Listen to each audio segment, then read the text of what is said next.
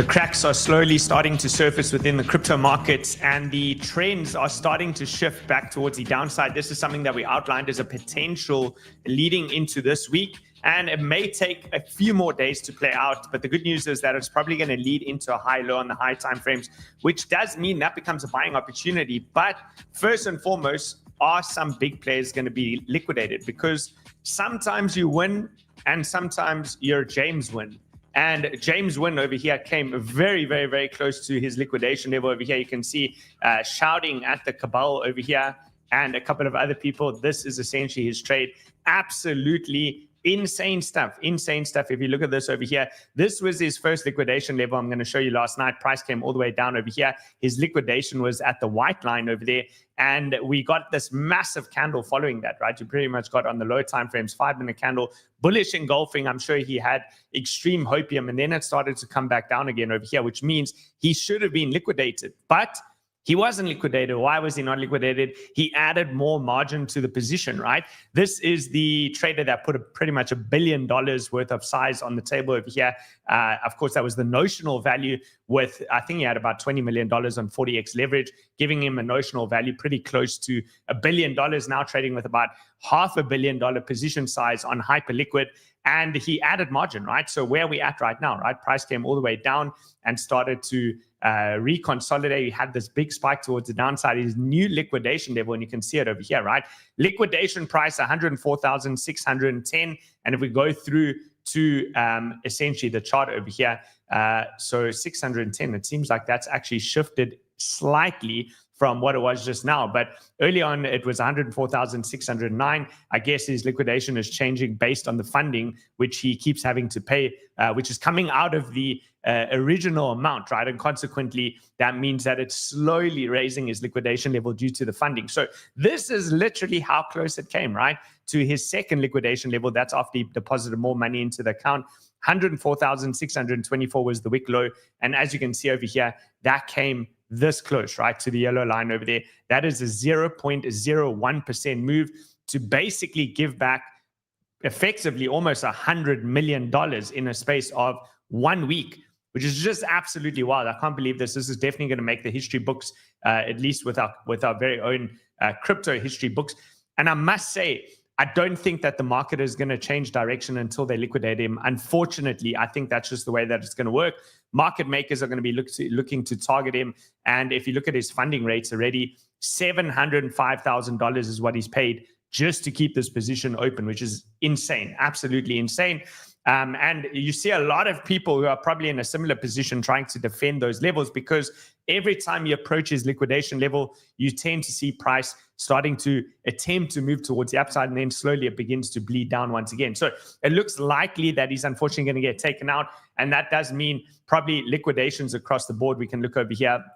You can see if you look over the last 24 hours, we had 609 million worth of long liquidations, 63 million worth of short liquidations, giving us a total of 672, which is on the upper side, right? Typically, anytime you're hovering around that $1 billion mark in 24-hour liquidations, that is pretty significant. It's not the only reason. Of course, James Wynn is not the only reason. The hyperliquid whale getting liquidated is not the only reason for the market going down. There are a couple of other reasons. We actually outlined this about a week ago, in the sense of we're looking at, multiple weekly candles up in a row. Therefore, trend exhaustion was one reason. And then, of course, Trump also came out most recently. So this is what the market looks like on the hourly. Everything's starting to pull back alongside Bitcoin. Daily also looking bad over there. Even the weekly, guys, even the weekly is red over there. Unfortunately, monthly still holding up over there. So prices are starting to come down, and has a lot to do with this, right? Also, the stock market fears Trump administration to fight court tariffs ruling as aid labels it a judicial coup, right? Basically, tariffs are off, tariffs are back on, tariffs are off, tariffs are back on, creating uncertainty within the market, and therefore prices go down because of that, right? Not only that, but we have big options expirations coming up today. We're also approaching the end of the month. And if you look over here, the max pain level for Bitcoin would be down quite a bit, right? $100,000. I mean, I find it hard to believe that we're going to make it there, today, but crazier things have happened. For ETH, that would be $2,300 is the max pain. So lot of liquidations and liquidity that can be taken, and therefore you're going to see this rise towards the upside. So we did speak about some of these warning signs over there. The chart that I'm following most closely is still the USDT dominance, which you can see is starting to form an uptrend over here. You really just want to see this reject and hopefully not get back above this horizontal, right? If we can see USDT dominance rejecting over here, even if it spikes up one more time, this is where the fun happens, is if you can get the move from there to there. And that's effectively what you're waiting for if you're bullish, is a move down to the yearly open. And I do think you'll get it. It's just a matter of when, right? Does this thing still run all the way back up first and then later come down? Not sure, right? We need to take it one step at a time.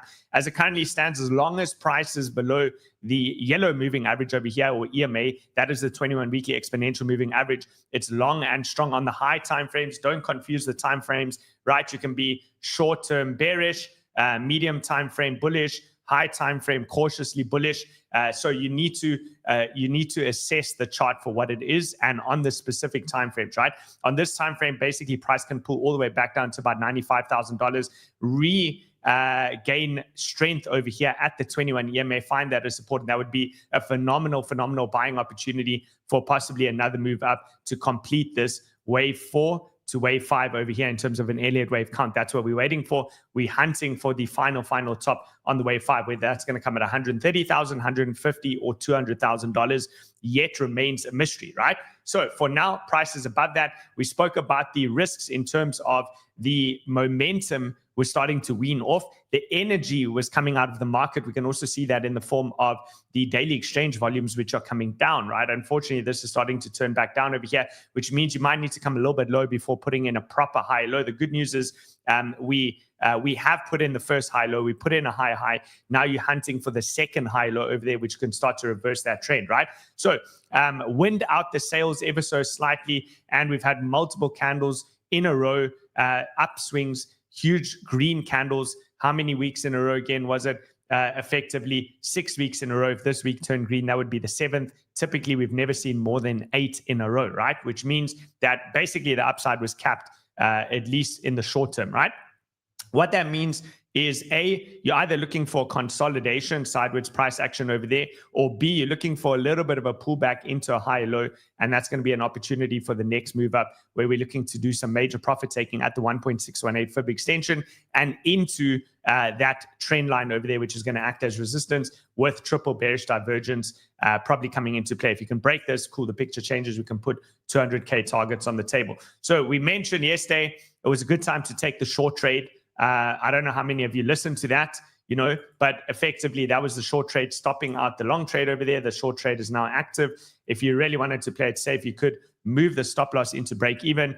You took out that level over there. And now you're looking for a move down to the next support levels. First area of interest around $100,000. Second level of interest, $98,000. And you got a lot of support at 95, meeting up with the 50 and 200 MA, right, which we spoke about as well previously over a week ago, as one of the risk factors is price tends to pull back into those moving averages. Whether it's a death cross or a bull cross, right, it's irrelevant.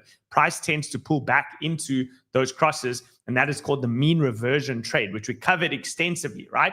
If you don't know about these things and you're not subscribed to the channel, guys, remember, subscribe to the channel over here. Subscribe to the channel. You can see it just ticked up a bit over there. Let's see if we can get this to 43,000 subscribers. So the other thing that we covered yesterday as well was the Wyckoff distribution schematic, and we went specifically over what should occur, right? So we're looking over here. The test following the upthrust after distribution checks the demand at a high price level and often occurs on low volume, suggesting the absence of strong demand. Will we get one more spike towards the upside? As it currently stands, this is holding support at the value area high, which is marked by the orange line over there. And it's also support in terms of volume support. But we spoke about not really wanting to take out Sunday low. If we started to take out that Sunday low, then it is a possibility that you're deviating. And if you're deviating whilst breaking that trend line, which is what I showed you on the other chart, that's where you can start to see some quick flushes towards the downside and some mass liquidations, right? Now, even if you're bullish, you should probably actually want this. I know that it might not feel that way because you're probably over leveraged and you're going to get liquidated.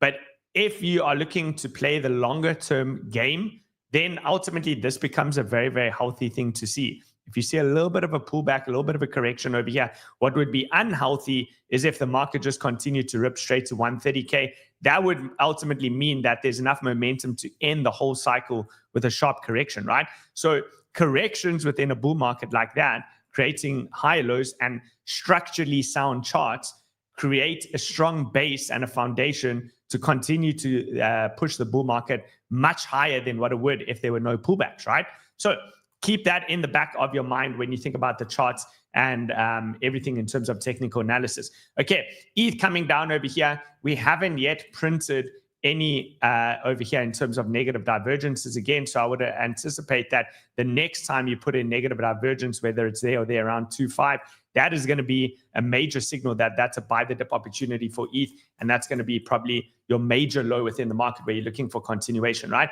If you look at Bitcoin, liquidity is stacked on the upside over here. So you have effectively flushed a lot of the long traders out over the last 48-hour look back period, right? If you look at the 12-hour as well, there's hardly any liquidity below over there. Let's look at the 24-hour period. Also, hardly any liquidity below. So right now on BTC, it is looking like most of the liquidity is towards the upside. So I'm sure the degens out there will be praying for a short squeeze over the course of the weekend. Weekend price action is tough. Absolutely anything can happen. And let's quickly double check the same thing over here on ETH. We'll look at the Binance perpetuals and see what the liquidity looks like here as well. So let's start on the 12-hour. Also, most of the liquidity on the downside has been flush. On the 24-hour, also hardly any liquidity on the downside. Most of it shifted towards the upside. 48-hour. Also, look at that. You've taken the liquidity, liquidated a whole lot of players over there. 3-day time frame. And let's just see if there's any sort of range. It's beautiful. You've taken that. The reason I say beautiful is, of course, I'd prefer for ETH to also move towards the upside. So hopefully the damage has been done and the worst is over. I think the biggest concern right now is, that market makers are going to go for this guy's trade. And it's unreal, absolutely unreal, even after depositing more money. His absolute P&L over there was $82.5 million, which is just wild. That's not even including his initial that he deposited into this. And he's basically given all of that up, around $100 million. I definitely don't wish for him to lose, but I know that the way that these market makers work, the chances are that they're probably going to flush him before the market moves higher, right? It is just the way that it is. This is the way that the market works. This is why we look at these types of things. And that actually reminds me, let me just quickly see if I can bring up the whale room chat over here. Let's just quickly see. I want to have a look to check what's happening in terms of the institutional charts over here. So let's just take a quick look at this and see what is going on in terms of the deltas. Okay, deltas, BTC negative, ETH slightly negative over here. So giving you a little bit of a different view to what you're seeing on this chart over here. High block capital is the most expensive, best data that's out there. So I'd probably be looking at this one. Solana also very, very negative over there. We have Sui and Sonic also negative. Basically everything is negative. Even PopCat is negative, which does of course create the opportunity for the short squeeze. Let's just quickly look at that ratio here as well. Look at that. That's actually pretty significant. You got 51.58% running short trades over here and 48.42% running long trades, which again, that always opens up the possibility that you could see in the short term a bit of a short squeeze. And that lines up with the negative deltas. It lines up with what we're seeing over here in terms of most of the liquidity on the downside has been taken. So basically what this means in the short term is what you now need to look out for is if you do get these spikes towards the upside, check this alongside the Wyckoff distribution schematic, which could theoretically still be in play. And part of the reason why we mention that is because remember, most of the moves up here have occurred on pretty low volume, right? So if you get a bit of a short squeeze and you move up to liquidate those short traders before the real move down and it rejects, that gives you an opportunity to get out if you're stuck in positions that you feel very uncomfortable about right now. And B, it gives you an opportunity to actually enter into a bit of a short trade to hedge once they get flushed, right? So maybe that will look something like this, a bit of a spike up over here, reject, and then you start to play out the downside move over there in the coming days and weeks, right? So that is just what the probabilities say. I know that this probably upsets some people because we all just want to go to the moon, but I've explained pretty clearly, multiple candle closes below. Look at that. You're working on 3 red days in a row, and you've had 2 full days that have both opened and closed below the trend line, now working on the 3rd day, right? That's usually a warning sign. That's what you call gaining acceptance above or below a level, which is what we always talk about. Are you above or below a level? We planned this out weeks ago where we said you just don't want to deviate back below the range high, because every time you do that near all-time highs, that becomes one of the best short trades that's out there. And that's why you're getting a lot of players, at least smart traders, that are looking for the short trade, right? Cool. Let's move on.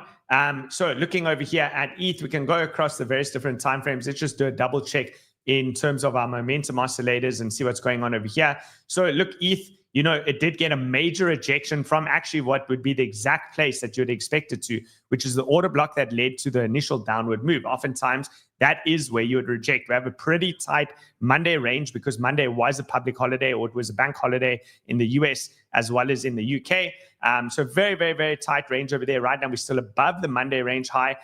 You know, hopefully this is just choppy price action, and you just see price doing, you know, something like this, reaccumulating over the next days and weeks leading into June, which could still lead to the breakout, targeting the yearly open. At least that's the plan that I'm still sitting on. So how do you actually handle this, right? How I handle this is I don't take highly leveraged positions, right? Within this choppy environment, I just remain in spot positions, looking for hopefully price to break and reclaim. If you can break and reclaim above this pink box over here, which would mean ETH needs to get back above effectively 2,850, that's where you can start to really scale up a leverage position for the trade to here, right? That opens up the trade opportunity to move there. You can see the way that price is essentially range bound, right? This is a trading range. This is a trading range over here. If ETH can get back above that box, so everything in between here is just chop and possibly reaccumulation, prepping for that move. If you can get above here, hold this level, then you can move up to the yearly open, and this becomes a pretty rapid move from there to there, right? At least I would expect the move from 2,850 to 3,300, I would expect would move really, really quick. And just to give you the percentage level, that's an 18% move, which is pretty significant, right? Let's just quickly see that comment. Where did this comment go? What about your ascending triangle? That's the one I was looking for. That is from someone that does not look like an Arnold. But Arnold, Arnold, to answer your question, over here, let's quickly go through to, I do have the ascending triangle. I have the ascending triangle. Where is it on? No. Which chart did I have it on? Just give me a second. Where's that ascending triangle? I did have the ascending triangle somewhere. Was it on? Otherwise, I'm just going to redraw it. Let's go on the 4-hour time frame. Yeah. Okay, we can just redraw it. I don't know where I've put my ascending triangle. Where? It was under, I thought it was under this list. Okay, I'm going to just redraw it. It doesn't matter. We can do it quickly. The ascending triangle is still theoretically relevant, right? So let's just clean this up a little bit. Ascending triangle, we can have a look at it here. So pretty much just looking at the move from here to here. There it is, right? Still respecting that level. You can see it looks like an ascending triangle. Okay, price putting in higher highs and high lows, right? There it is. That's all that you want. That's a sign of reaccumulation. So where's the measured move? You can go from the base of the triangle to the breakout level, which is your equal highs. And if you can break above that, that takes you up where? Exactly to the yearly open. There it is. That's your measured move, right? So the ascending triangle is still there. It's still respecting these levels, higher highs and high lows. It's just the first attempt of that level rejected over here on the 4-hour time frame. The good news is you're holding the 50 EMA over there. Okay, actually, I know where the triangle is. It's here. It's this one. I just remembered. Okay, let's go back on this chart. So this is the one that you're looking at, right? There it is. Let's move that back into view. So this is using our 50 and 200 EMA. Touch point 1, 2, 3, 4. The fourth one failed, right? Which means once you do come back into this high area over here, it significantly increases the probability that this is going to break out. And that's what I spoke about on yesterday's video. Of course, some of you may have not seen that because maybe you're confused. I'm here on Crypto Live channel, right? I'm on the Crypto Live channel. Yesterday I was on the Crypto Banter main channel, right? Remember, I told you guys we're going to switch every now and then. So on the Crypto Banter main channel, I told you yesterday that we have a little bit of conflicting signals in the sense that Bitcoin looks rather bearish, whereas we have the high lows and equal highs on ETH, which is telling us that it has the potential to pump at least 20% over there, right? Okay, cool. All right, so let's see over here. We have my brew is a little bit estrogened up over there. He's obviously been drinking a bit too much soy. right? People are easily offended these days. Okay, let's go. Let's continue. Guys, I'm sorry to grill the comment section, but what else do we do on a Friday, right? Cool. Everything looks good over here on ETH. Horace is laughing at me in the background. Okay, BTC, everything looks good over here as well. In terms of the momentum oscillators in the short term, at least for a little bit of a move back up here to about $108,000. So look, BTC's got some work to do. I think we need to wait to see what happens with that other trader. This is still the general plan for ETH. Please do let me know in the comments if there's anything specific that you guys want to have a look at in terms of trades. Remember, we gave all of these trades. Look, very, very, very dangerously low levels over here, super close to getting taken out. But at the moment, this long is still active on XRP. This long on Solana is still active. This long on SUI is still active.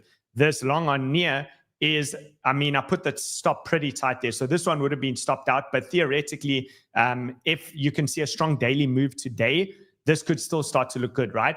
Aptos, right? I also put a super tight stop loss over here. But basically, if you can see a strong daily candle close over here, you have an opportunity to start to build a long position over there because you still have the chance for the move up into the early open, right? So for those of you that do want to trade these things, remember there is a link in the description below to Bybit. Guaranteed $50 when you sign up. First-time depositors, guaranteed you get $50. And you can get up to $30,000 sign-up deposit bonus, right? I think this is one of the best exchanges in the world to trade on. It is definitely one of my favorite. Check it out if you don't already have a link. Okay, let's have a look. 𝗧𝗪𝗔𝗍𝗂𝘃 token, says Aman. Yes, let's have a look at 𝗧𝗪𝗔𝗍𝗂𝘃. Okay, cool. 𝗧𝗪𝗔𝗍𝗂𝘃, here it is. This is what we spoke about. You know, we said wave 1, wave 2, wave 3, wave 4, wave 5. Could it still come back down here to this key level? Remember, I said explicitly yesterday that personally, I'd be looking to still scale into the position just in case, right? I already have some exposure myself personally, but obviously not enough. I would prefer to get higher position sizing if it does come all the way down here. At the moment, it is starting to put in a high low over here, so it could do something like that, right? That is, of course, possible. It's going to be dependent on what the rest of the altcoin sector does, what Bitcoin does, what ETH does in the coming days and weeks. But if generally you're saying that there's a bit of risk within the market based on what we outlined over here, which one of the other reasons was, of course, the bear moon, right? The bear moon doesn't mean nuke to zero. The bear moon could just mean a little bit of chop consolidation, right? Small pullbacks over here. That buys you a bit of time and gives you the opportunity to, instead of chasing this pump, reallocate into better levels, right? So if you see 𝗧𝗪𝗔𝗍𝗂𝘃 starting to slightly turn over here, again, have a plan of action to scale in, I would say, between about, let's go very, very aggressive on the downside. 0.0135 is where I would look to. And then you're scaling in all the way into yesterday's candles, which is what I said. So that gives you a broad range, right? It's quite a big range. The range from there to there is like 56%. But this is what you're dealing with when it comes to meme coins, right? And yeah, in terms of market cap now at 46 million. When I told you about this yesterday, it was like 30 million. I said that, genuinely, I'm being genuine, guys. Conservatively, I think this thing can run to, 500 million at least. That's a 10x return. And go and put too much money into something like this. You make your own decisions. Be very, very careful. But that's just what I'm saying, because Popcat went to like over 1 billion, 1.2, I think, and FOG went to like 750 mil. Therefore, we go conservatively. We say like 500 mil at least, right? Okay. All right. What else, guys? Also, what you need to do is be very, very, very careful. Protect yourself from the criminals and the scammers in the space. That's one sign that the market is always nearing a top, is when the scams pick up, right? I outlined yesterday the attempted whale room drain wallet, or whale school telegram drain wallet, right?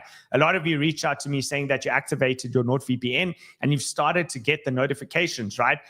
In terms of the pop-ups where it says this is a dangerous site to go to. If you haven't already done that, there's a link in the description below. Check it out. They're giving you a massive, massive discount because we're affiliated with them. That is NordVPN, 74% off of the tier plan. It's like less than $3 or something, per month, not per day, right? You drink a coffee every single day, probably your frappuccinos with soy milk.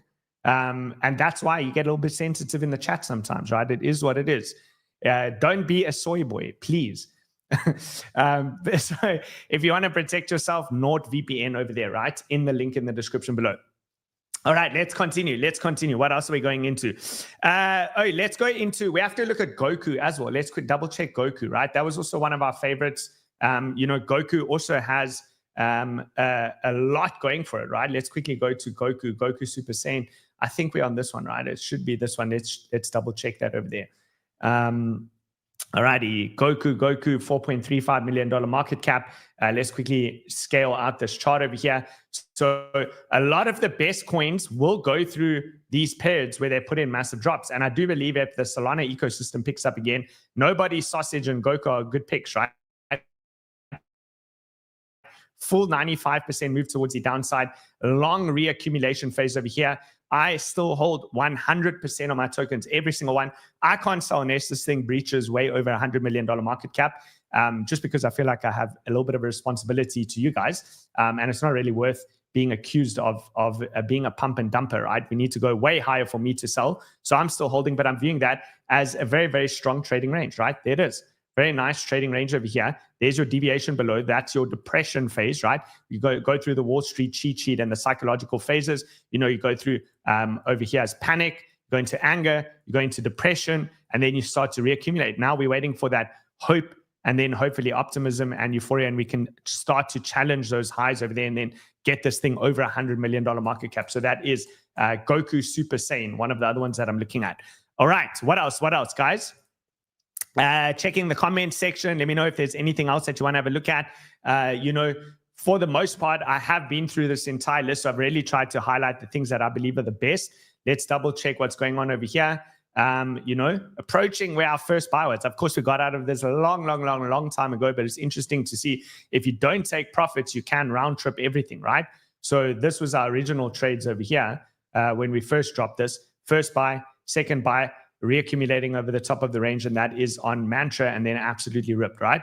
Amazing trade. And we took all of our profits, which is wonderful. And I told you live on the show many times, so nobody can come and cry because it is what it is, right? Price coming down over there. Let's see ONDO. How's ONDO doing? I saw that was one of the requests. Okay, threatening this level. Realistically, this may come all the way back down to 70 cents, which is going to be the ascending triangle attempted breakout for the second time, right? This is your upsloping trend line over there. That's a key area of interest. All right, what else, guys? Let me know in the comments. How's AI doing? Let's quickly check render. Not looking good, bruv. Gaining acceptance below the key range level over here. That means you could revisit back down to about 260. 260 is a possibility over there. You might see this come down. All right. All right, guys, let's look at Rune. How's Rune doing? That was another one that got a little bit rugged. So any recovery on Rune, we have to see that, right? Not much. So very heavy sell-off, similar to Mantra, pretty brutal over there. What can you say? Honestly, this thing is probably going to come all the way back down to the yellow line, at least. So the tiny little pump that I had, full retrace, probably coming all the way back down. We have to be so careful when it comes to these meme coins, guys. You can get absolutely killed on these things, and I think this is a really big lesson, right? I dropped that in in Whale Room. I actually read what I said to them this morning. So if you're not in Whale Room, there's a link over there. This is our, of course, private group for the members, and I just drop all the information in there in terms of what we're looking at in terms of trades, etc. So I said, this James Wynn added margin to avoid his liquidation, and basically price came within that 0.01%, as I showed you over there. I said, unfortunately, until they liquidate him, I do believe that risk will remain to the downside for Bitcoin.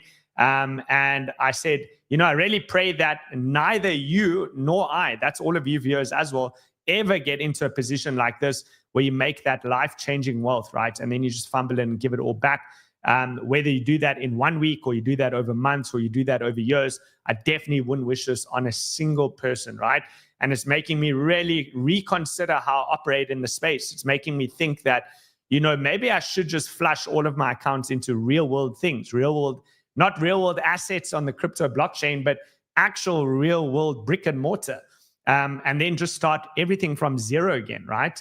Just pretend I have nothing and I lost it all and start at zero. And the reason that I say that is because things like this can happen. Of course, the easiest way for this to not happen, firstly, is to not mess with leverage. And that's the sad truth, right? I'm sure leverage has taken more from people than it's ever given, right? that is the casino. And that's what James said when he came on the show with Rand, right? And he said that he understands, he calls it the casino, and he's returning to the casino. So it has the ability to change your life, but also ruin your life. And you need to know when to hold them, when to fold them, when to walk away, and when to run, right? Go listen to the song because it's true. It's absolutely true. You need to be really careful. Okay, cool, guys. All right, what else, guys? Let me know in the comments. 40x is mad on that size. Absolutely, it's insane. It's insane. Right now he's down 4 million out of his initial equity. Never mind even the profits that he had, which was up to what, like 83 million. He could have just closed that and realized some of those gains. And he's going to be fine, right? He's clearly very, very wealthy already. He said that he has cold storage. He says that he has properties. He has all those kind of things. But at the end of the day, I don't think anybody in this whole world, even, billionaires, would be okay with fumbling $100 million and losing that. Like that can always be valuable. And I do think sometimes we have to withdraw some of this real money and just feel it, right? Just do something with it. Just like go buy the Lambo. If you've made enough money for the Lambo, just buy it, right? Because you're probably going to give it all back to the market anyway. Rather drive it for a little bit, settle down. That's always what I say. One of the best things you can do after a massive win, settle down a little bit, chill out, enjoy the money, do something with it. And then your mindset can reset. You can process that you've actually got this and it's real. I mean, this is effectively like, you won the lottery, you won $100 million in the lottery, and you said, nah, it's not enough. I want $1 billion. I'm going to buy every lotto ticket in the whole world, every single ticket. And then you didn't win. And you gave 100 million in lottery tickets, right? So you got to be careful. Anyway, cool. Let's continue. Winner's tilt is real. Yes, AB, the winner's tilt is a real thing, right?